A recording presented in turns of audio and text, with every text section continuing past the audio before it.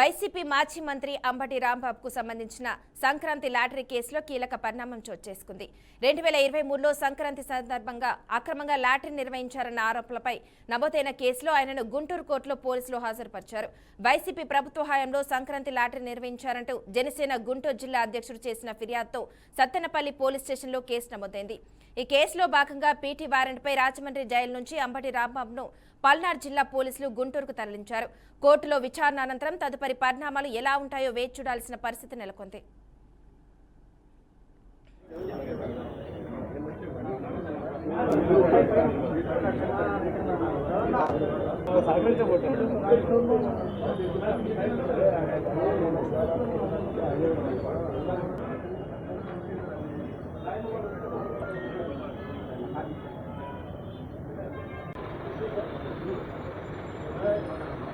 Media వారికి సహకరించండి.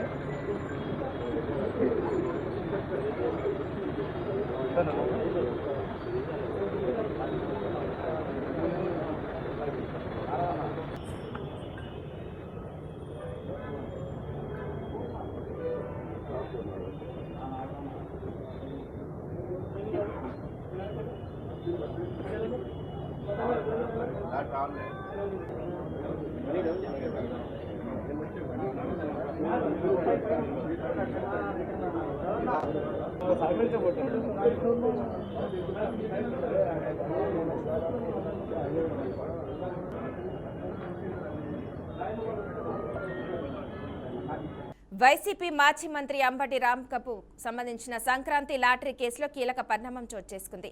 2023లో సంక్రాంతి సందర్భంగా అక్రమంగా లాటరీ నిర్వహించారన్న ఆరోపణపై నమోదైన కేసులో ఆయనను గుంటూరు కోర్టులో పోలీసులు హాజరుపరిచారు. వైసీపీ ప్రభుత్వ హయాంలో సంక్రాంతి లాటరీ నిర్వహించారంటూ జనసేన గుంటూరు జిల్లా అధ్యక్షుడు చేసిన ఫిర్యాదుతో సత్తెనపల్లి పోలీస్ స్టేషన్లో కేసు నమోదైంది. ఈ కేసులో భాగంగా పీటీ వారెంట్పై రాజమండ్రి జైలు నుంచి అంబటి రాంబాబును పల్నాడు జిల్లా పోలీసులు గుంటూరుకు తరలించారు. కోర్టులో విచారణ అనంతరం తదుపరి పరిణామాలు ఎలా ఉంటాయో వేచి చూడాల్సిన పరిస్థితి నెలకొంది. ఇక ఇదే అంశానికి సంబంధించి మరింత సమాచారాన్ని మా ప్రతినిధి సువర్ణబాబు అందిస్తారు. సువర్ణబాబు, చెప్పండి. మాజీ మంత్రి అంబటి రాంబాబు మరోసారి గట్టి షాక్ తగిలింది. ఇప్పటికే పలు కేసులు రిమాండ్ లో ఉన్న అంబటి రాంబాబు తాజాగా మరో పీటీ వారెంట్ అయితే పల్నాడు జిల్లాలో జరిగిందనమాట. ఏదైతే సత్తెనపల్లిలో జరిగిన సంక్రాంతి సంబరాలు కేసుకు సంబంధించి అయితే పెన్షన్ లబ్ధిదారుల దగ్గర నుంచి ఒక్కొక్కరి దగ్గర 200 రూపాయలు మినహాయించుకొని లక్కీ డ్రా టికెట్ ఇచ్చారని అయితే అప్పుడు మా మంత్రిగా ఉన్న గవర్నమెంట్ లో ఇలాగే జరిగింది. దీనికి సంబంధించి అయితే మాత్రం జనసేన గుంటూరు జిల్లా అధ్యక్షుడు జాదే వెంకటేశ్వర్లు ఫిర్యాదు చేయడంతో కోర్టు ఈ పీటీ వారెంట్ అయితే మంజూరు చేసింది. ఈ కేసు గత ప్రభుత్వ హయాంలో ఉన్న నమోదు కాగా తాజాగా municipal civil court PT warrant జారీ చేయడం జరిగింది. అంబటి విడుదల మరింత ఆలస్యం అయ్యే అవకాశం ఉందనుకోవచ్చు. ఈ నేపథ్యంలో అయితే ప్రస్తుతం ఇక్కడ గుంటూరు కోర్టుగా అయితే అంబటి రాంబాబు రాజమండ్రి ఖరారు నుంచి ఈ గుంటూరుకు తీసుకొచ్చినట్లయితే తెలుస్తుంది. ప్రస్తుతం ఇంకా గతంలో కూడా ఈ నవంబర్ 11వ తారీఖున ఏదైతే పట్టాపురం పోలీస్ స్టేషన్ లో జరిగిన పట్టాపురం పోలీస్ స్టేషన్ లో మెడికల్ పీపీపీ బోర్డు విధానంపై ఒక ఊరట లభించిందా అనుకోని నిన్న బెయిల్ రావడం. దీనికి సంబంధించి అయితే వైసీపీ కార్యకర్తలు అయితే కావచ్చు, అంబటి రాంబాబు ఇంటి దగ్గర నివాసం దగ్గర స్వీట్లు పంచుకొని పండగ వాతావరణం అయితే కొలుగుంది. ఇది ఆంధ్రమర్చిపోయే లోపల అలానే ఈ సత్తెనపల్లి ఏదైతే సంక్రాంతి సంబరాలు అయిపోయిన ఇది పీటీ వారెంట్ అయితే వేయడంతో ఈ రోజు అంబటి రాంబాబుని కోర్టుకి అయితే తరలింది. ఒకదాని తర్వాత ఒక రాజకీయ కోణంలో చూసినట్లే అయితే అంబటి రాంబాబుకి ఇది ఒక షాక్ గా వైసీపీ నాయకులు కూడా ఒక షాక్ గా అనిపిస్తున్నారు అనుకోవచ్చు.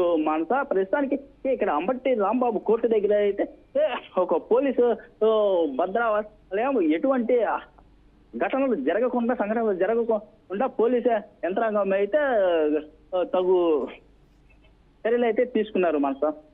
అయితే సువర్ణబాబు, చెప్పండి, ఈ రోజు కోర్టులో హాజరుపరిస్తే ఒకవేళ త్వరగా బెయిల్ వచ్చే అవకాశం ఉందంటారా?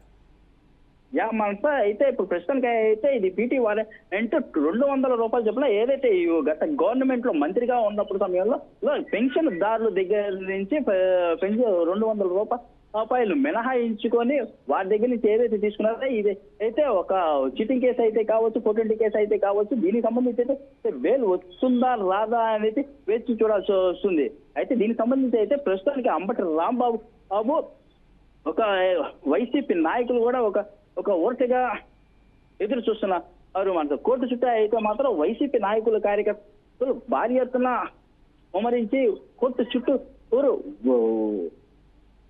చుట్టూరు అయితే ఉన్నారు. మనతో ప్రెసెంట్ ఇక్కడ అంబటి రాంబాబుకి నిన్నటికి ఒక ఏదైతే మొన్న గత నెల 30వ తారీఖున చంద్రబాబు నాయుడు ముఖ్యమంత్రిని అనకూడని పదజాలాలు వాడిన ఆ కేసుపై కూడా బెయిల్ రావడం అయితే జరిగింది. అయితే అది ఆదమర్చిపోయే లోపల మరలా పట్టాపురం పోలీస్ స్టేషన్ లో పీపీపీ ప్రైవేటీకరణ విధానంపై ఆ పట్టాపురం పోలీస్ స్టేషన్ సిఐపై విధులు నిర్వహిస్తున్న ఆ కేసుపై కూడా బెయిల్ రావడం జరిగింది. అయితే ఈ రోజు సత్తెనపల్లిలో ఏదైతే పెన్షన్దారుల దగ్గర నుంచి 200 రూపాయలు ఎట్లాగైతే జమ చేసుకుంటున్నారో దీనిపై కూడా అసలు బెయిల్ వస్తుందా రాదా అని చెప్పేసి అని వేచి చూడాల్సి వస్తుంది. మనతో okay, thank you Suvarna Babu.